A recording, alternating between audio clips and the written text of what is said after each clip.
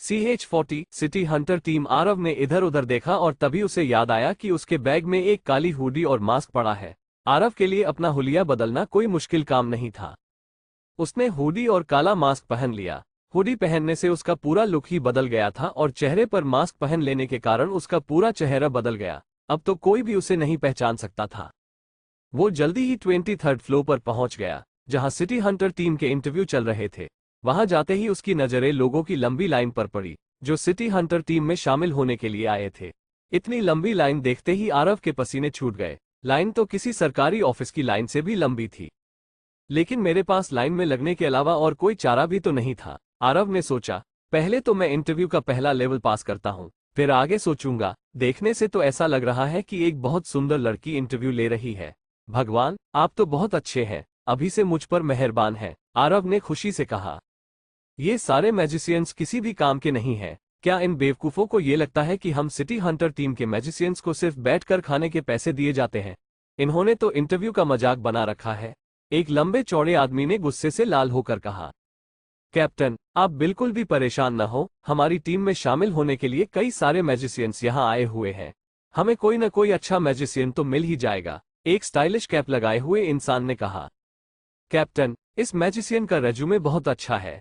इसने wind trail का दूसरा लेवल फ्लैश टेप्स एक्टिवेट कर लिया है और इसके पास 3 साल का बैटल एक्सपीरियंस भी है। हम इसका इस्तेमाल मैजिकल बीस्ट को फंसाने के लिए कर सकते हैं, उस लंबे चौड़े आदमी के पीछे खड़ी हुई लड़की ने कहा। जब टीम में मैं एक विंड मैजिशियन पहले से मौजूद हूं, तो फिर इस टीम को दूसरे विंड मैजिशियन की क्या जरूरत है? एक लंबे बाल वाले हैंडसम लड़के ने कहा। ये लोग अभी सिर्फ ऑप्शंस हैं, मैंने अभी इनमें से किसी को भी नहीं चुना है, कैप्टन ने कहा।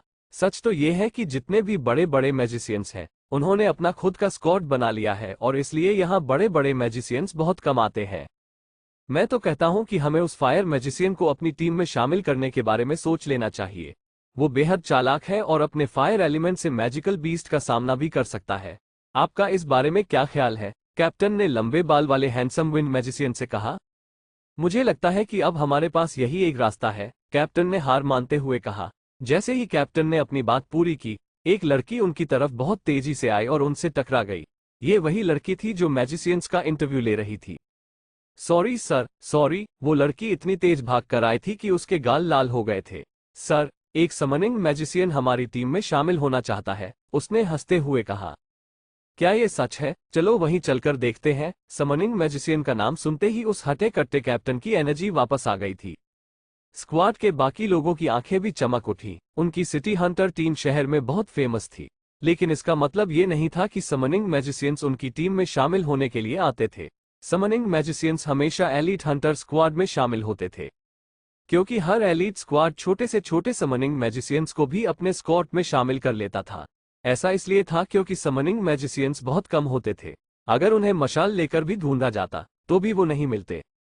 ज्यादातर समनिंग मैजिशियंस को बड़ी बड़ी फैमिली और ऑर्गेनाइजेशन अपने फायदे के लिए ले जाते थे और ऐसे में एक समनिंग मैजिशियन का मिलना बहुत किस्मत की बात थी।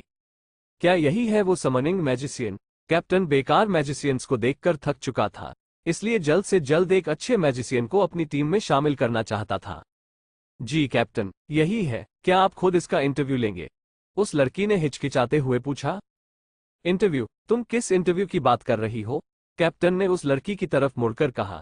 कैप्टन की ये बात सुनकर इंटरव्यू लेने वाली लड़की और स्क्वाड के बाकी लोग कंफ्यूज हो गए थे। अगर कैप्टन को खुद उस समनिंग मैजिशियन का इंटरव्यू नहीं लेना था, तो वो यहाँ पर आए ही क्यों? इतनी देर में कैप्टन वहां पहुंच गए थे, जहां आरव खड़ा हुआ था और उससे पूछा, क्या तुम ही समनिंग मैजिशियन हो? आरव ने इस लंबे चौड़े आदमी को ऊपर से लेकर नीचे तक देखा। आरव ने एक चुटकी में उसकी उंगलियों के बीच एक चांद जैसी रोशनी जला दी थी और उस रोशनी में स्पिरिट वॉल्फ की छोटी सी परछाई देखी जा सकती थी। जैसे ही उस हटे कट्टे कैप्टन ने ये देखा, उसका चेहरा खुशी से खिल उठा। तुम लोग, हाँ तुम लोग, तुम्हें अब इस लाइन में लगने की जरूरत नहीं है। हमें हमारा बैटल मैजिशियन मिल चुका है, अब तुम सब यहाँ से जा सकते हो, कैप्टन ने जोरों से चिल्लाते हुए कहा। कैप्टन न सिर्फ एक तगड़ा आदमी था, बल्कि बहुत तेज सरदार भी था। उसकी आवाज बिल्कुल उसकी पर्सनैलिटी से मिलती जुलती थी, एक बुलंद आवाज। जैसे ही कैप्टन ने ये कहा, लाइन में जितने भी लोग खड़े थे सब जोर जोर से चिल्लाने लगे। लेकिन क्यों? मेरा तो अभी इंटरव्यू भी नहीं हुआ है। हाँ, मैं भी बहुत ताकतवर हूँ, मैं सिर्फ 4 सेकंड में ही अपनी स्पेल पूरी कर सकता हूँ। ये तो सरासर नाइंसाफी है। हम यहाँ कितनी देर से खड़े हैं और आपने तो हमारी तरफ देखा भी नहीं।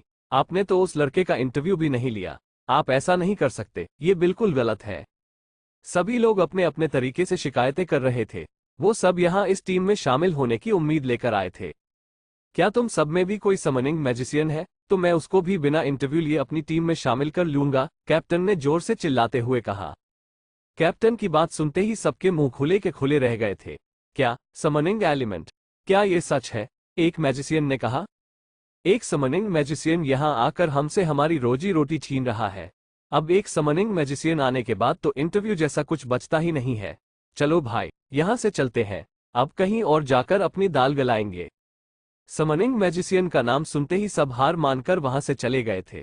और भला वो लोग करते भी क्या? समनिंग सारे एलिमेंट का राजा था। वो लोग अगर आरव से कंपटीशन करना भी चाहते तो वो हार जाते। आरव ने पीछे मुड़कर देखा तो लाइन में जितने भी लोग थे, महज कुछ ही मिनट में सब गायब हो गए थे। ये देखकर वो थोड़ा हैरान था। स्कूल में रहकर वो ये तो समझ गया था कि समनिंग एलिमेंट को बाकी सारे एलिमेंट से बेहतर माना जाता था, लेकिन उसे ये अंदाजा नहीं था कि मैजिक सोसाइटी में भी समनिंग एलिमेंट का दर्जा बाकी सबसे ऊंचा था। आओ आओ भाई, हमारी सिटी हंटिंग टीम में तुम्हारा स्वागत है।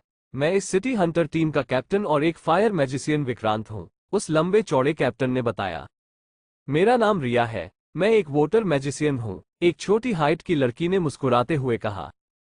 हेलो, मैं ऋत्विक हूँ, विंड एलिमेंट, हमारी टीम में तुम्हारा स्वागत है, लंबे बालों वाले हैंडसम लड़के ने पूरे कॉन्फिडेंस के साथ कहा। मैं वेदांत हूँ, मैं एक अर्थ मैजिशियन हूँ, तुमसे मिलकर खुशी हुई, एक गोल चेहरे वाले आदमी ने कहा। आरव देखकर ही बता सकता था कि ये सारे मैजिशियंस उम्र में उससे कुछ साल ही बड़े थे। ये सब उसके लिए नया था, लेकिन फिर भी उसने सिचुएशन में ढलने की कोशिश की और खुद को इंट्रोड्यूस करते हुए बोला, मैं अरेंद्र हूँ, आप सबसे मिलकर मुझे बहुत खुशी हुई। आरव यहाँ किसी को अपना असली नाम नहीं बता सकता था, इसलिए उसने अपने नाम से मिलता जुलता एक नाम उन सबको बता दिया। तो अरेंद्र, तुम्हारे खाली रेज्यूमे को देखकर मैं बता सकती हूँ कि तुम यहाँ नए नए आए हो, और अगर मेरा अंदाजा सही है तो तुमने अभी तक किसी भी मैजिकल बीस्ट का सामना नहीं किया है। इसलिए मैं तुम्हें याद दिला दूं कि समनिंग मैजिशियन होने से ही सब कुछ नहीं हो जाता, एक्सपीरियंस और स्किल्स भी बहुत जरूरी होते हैं। इसलिए ये मत समझना कि तुम किसी का भी सामना कर सकते हो, नहीं तो तुम्हारी जान भी जा सकती है, एक बहुत सुंदर लड़की ने उसे ताना मारते हुए कहा। अरे हाँ, मैं तो भूल ही गया, ये हमारी टीम की वाइस कैप्टन और एक आइस मैजिशियन मायरा सिंह है, कैप्टन विक्रांत ने मुस्कुराते हुए कहा। आरव को बार बार ऐसा लग रहा था कि उसने इस लड़की को पहले भी कहीं देखा है। मायरा? क्या ये नाम पहले भी मैंने कहीं सुना है? अरे, ये तो वही लड़की है। आरव ने आखिरकार उस लड़की को पहचान लिया था। ये मायरा सिंह फैमिली से थी और पहले की तरह ही अब भी किसी राजकुमारी की तरह ही लग रही थी। हे भगवान, मुझे हर जगह ये सिंह फैमिली के लोग क्यों मिल जाते हैं?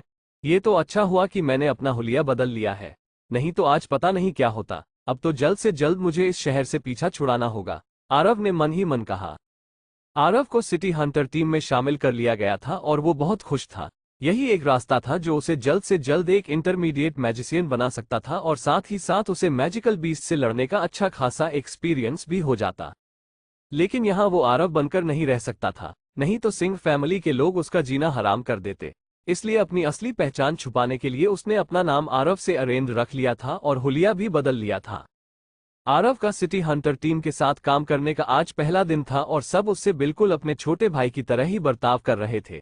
वो बहुत खुश था कि टीम में उससे कोई भी चिढ़ता नहीं था, बस वो मायरा थी जो उसे टीम के लायक ही नहीं मानती थी। लेकिन आरव जल्दी ही उसका वो डाउट भी दूर करने वाला था। तो ठीक है अरेंद्र, क्योंकि तुम हमारी टीम में शामिल हो चुके हो, इसलिए जल्द ही हम तुम्हें सिटी हंटर टीम का एक आईडी देंगे और फिर तुम शहर में जहां भी जाओ तो उसे दिखाकर अपना काम करवा सकते हो, कैप्टन विक्रांत ने आरव से कहा।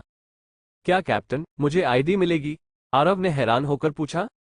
जरूर मिलेगी, आखिर तुम भी तो अब सिटी हंटिंग टीम के एक मेंबर हो, अर्थ मैजिशियन वेदांत ने कहा। और अब तुम कुछ फायदों की आदत डाल ही लो। सिटी हंटिंग टीम में होने के कई फायदे होते हैं। शहर में तुम्हारा रुतबा बढ़ने वाला है, तुम्हारे अच्छे दिन समझो आ ही गए लड़के, वेदांत ने मुस्कुराते हुए कहा। मतलब आप ये कहना चाह रहे हैं कि मैं शहर के पुलिस ऑफिसर जैसा बन गया हूं? आरव ने वेदांत से पूछा। हाँ भाई, हाँ, हम इस शहर के पुलिस ऑफिसर जैसे ही हैं। बस अंतर इतना है कि हम छोटे मोटे चोरों और क्रिमिनल्स पर अपना टाइम बर्बाद नहीं करते, हम उनसे कई गुना खूंखार और डरावने मैजिकल बीस्ट का सफाया करते हैं। हम इस शहर को महफूज रखने का काम करते हैं, हैंडसम विंड मैजिशियन ऋत्विक ने हंसते हुए कहा। हम शहर के पुलिस ऑफिसर जैसे नहीं हैं, आरव ने सोचा। ऋत्विक की बातें सुनकर आरव के चेहरे पर मुस्कान आ गई थी। उसे ऐसा लग रहा था मानो वो कोई सुपर हीरो बन गया है और उसका सिर्फ एक काम है, इस शहर में रहने वाले आम लोगों की रक्षा करना। आरव बहुत जल्दी ही टीम के सारे मेंबर्स के साथ घुल मिल गया था। अर्थ मैजिशियन वेदांत टीम के सबसे पुराने और सबसे ज्यादा अनुभवी मेंबर थे, इसलिए वो आरव को उसकी ड्यूटी समझा रहे थे, टीम के मिशन के बारे में भी बता रहे थे। बाकी सारे टीम मेंबर्स भी उन्हीं के साथ बैठे हुए थे और ये सारी बातें सुन रहे थे। हेडक्वार्टर्स का माहौल बहुत अच्छा था। हेलो, बोल रहा हूँ, क्या तुमने मुझे पहले क्यों नहीं बताया? तुम्हारे लिए क्या आम लोगों की जिंदगी मजाक लगती है? वो पुलिस ऑफिसर किसी भी काम के नहीं है। जब आरव और बाकी के टीम मेंबर्स हंसी मजाक कर रहे थे तब कैप्टन विक्रांत की गुस्से भरी आवाज सुनाई दी। उनका चेहरा गुस्से से लाल हो गया था। ऋत्विक, वेदांत और बाकी के टीम मेंबर्स जो अब तक आरव के साथ मस्ती मजाक कर रहे थे, कैप्टन विक्रांत की बात सुनकर सीरियस हो गए थे और उनकी नजर कैप्टन पर ही टिकी हुई थी। इसी वक्त वेदांत आरव की तरफ मुड़ा और उससे धीमी आवाज में बोला, हम लोग तो तुम्हें चाय समोसे खिलाने ले जाने वाले थे, लेकिन किसने सोचा था कि तुम जैसे ही टीम में आओगे हमें काम मिल जाएगा। अगर मैं गलत नहीं हूं तो ये गर्ल्स मिडिल स्कूल के हिलने वाले कैफेटेरिया का मामला है। कैप्टन की बातें सुनकर तो यही लग रहा है कि हमें आज ही इस मिशन पर जाना पड़ेगा। हिलने वाला कैफेटेरिया? आरव हैरान भी था और कंफ्यूज्ड भी। ये कौन सा नया स्यापा है?